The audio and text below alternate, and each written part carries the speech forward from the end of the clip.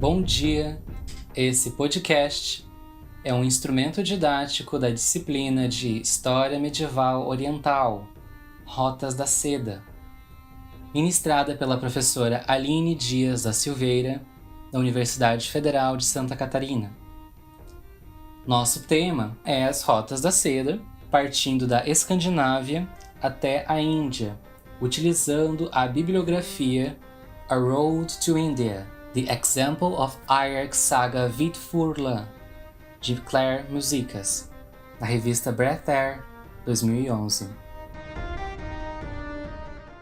O texto de Musicas tem a intenção de dar algumas interpretações para a narrativa da Eirik Saga Vidfurla, uma parte muito importante da história islandesa, ainda que hoje nós saibamos que se trata de uma obra totalmente fictícia. Bom, essa saga trata do norueguês Eirik, o viajante, que percorre um longo caminho para encontrar o Acre sem morte, um lugar chamado na mitologia nórdica de Udainsaker, no qual ninguém pode morrer, onde todo mundo que vai para lá volta jovem como se fosse uma fonte da juventude. Esse local ele vai ser, na narrativa, associado ao paraíso cristão. Isso acontece porque nessa rota oriental, nesse contato entre dois extremos, a Escandinávia e a Índia, nós temos o contato também de Eirik com um monarca cristão, muito possivelmente o imperador bizantino. Esse monarca cristão vai falar que a Índia hospeda esse paraíso, essa terra sem morte, esse Udainsaker, que ele deixa muito claro seu paraíso cristão. Isso vai levar, inclusive, o próprio Eirik a ser cristianizado. Ele mesmo, como nórdico, vai ser cristianizado e não vai cristianizar os outros. Isso leva-nos a pensar também em que tempo que a obra se passa, uma vez que a Islândia ela só adotaria o cristianismo como religião de Estado sob a influência do rei da Noruega, Olaf Tryggvason, aproximadamente no ano 1000. Horas, mas por que a Índia? Por que seria a Índia que hospedaria esse paraíso cristão, segundo o monarca? E que hospedaria o Udainsaker, o Acre sem morte, conforme os noruegueses? Bom, a Índia, ela sempre foi vista como um lugar muito exótico. E ela também vai ser vista como uma espécie de confim do mundo, a parte mais distante do continente. Dessa forma, nós temos uma distinção muito clara entre o paraíso celestial e o paraíso na Terra. A Índia seria o paraíso na Terra, enquanto o paraíso celestial seria Jerusalém. Bom, visto que na maior parte da literatura é Jerusalém que é vista como o centro do mundo. Tanto que nos mapas, todos os continentes eles giram em torno de Jerusalém. Ademais, nós sabemos que a obra é fictícia, mas nós não podemos deixar de analisar alguns elementos muito verossímeis, como, por exemplo, a travessia que a comitiva de Eirik vai fazer na Síria e também no rio Pison, ou então River Pheasant. São dois lugares que existem no mapa, muito apropriadamente, nessa rota entre a Escandinávia e a Índia, de forma que nos faz ter uma conclusão prévia.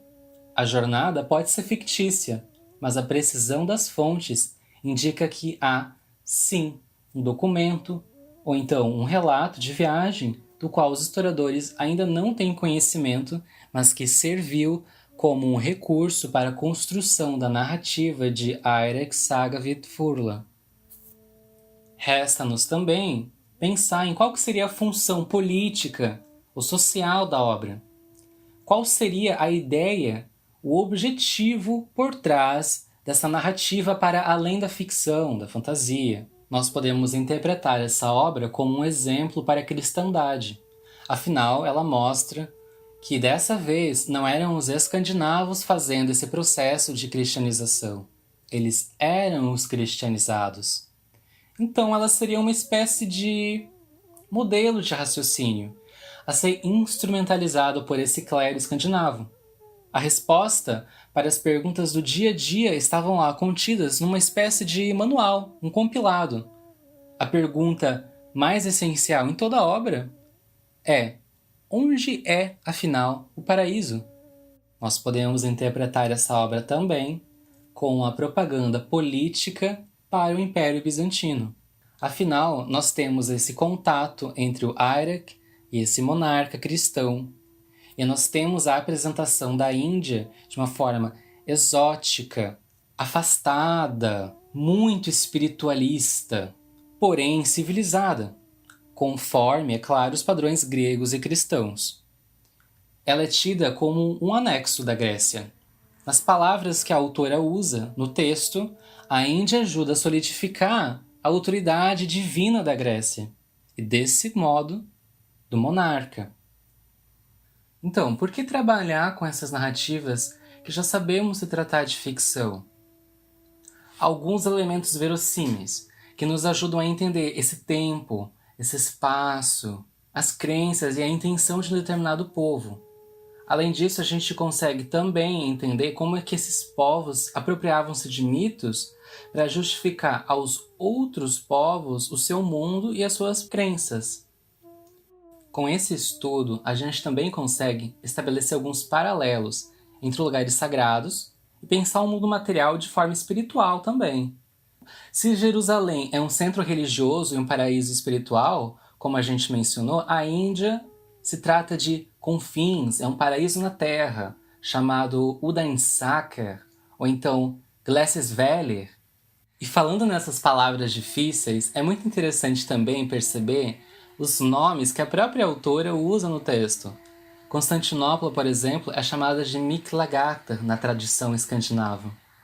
Nós também consideramos por que estudar a história da Escandinávia. Um lugar lá longe, na Europa, que parece que não tem nada a ver com a gente, mas tem.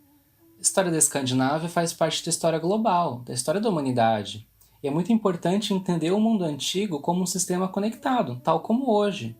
Afinal, esse contato entre grandes distâncias não é nenhuma novidade do século XXI. Então, eu me despeço com isso e quero desejar a vocês bons estudos.